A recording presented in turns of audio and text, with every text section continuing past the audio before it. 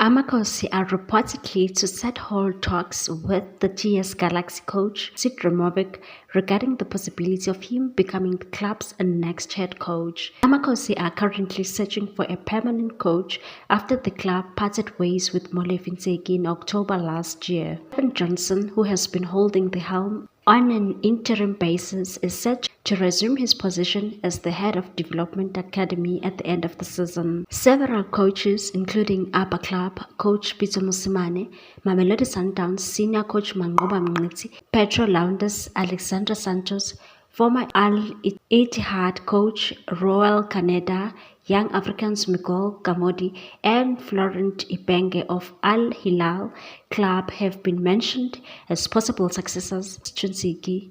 Now Transfer Market reported that Removic has been identified as the next possible head coach of Amakosi. They said the club is set to hold talks with him in the next few days, potentially paving the way for a new era at Kaizer Chiefs. As Chiefs continue its search for a head coach to restore their former glory, Removic's impressive credentials make him a strong candidate. With an average of 1.48 points per match in the DStv Premiership this season, Removic has demonstrated his ability to deliver results.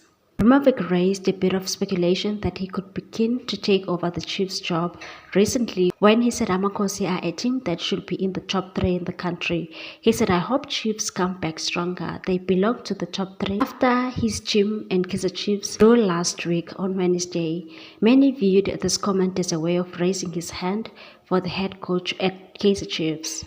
Removic has done reasonably well since joining the Rockets in 2021. This season, he led Galaxy to the final of the Carling Black Label Knockout, where they lost on penalties to Stellenbosch FC. It remains to be seen if he will be the man tasked with bringing back the glory days at Naturena. Please like, comment, share, and subscribe for more sports news.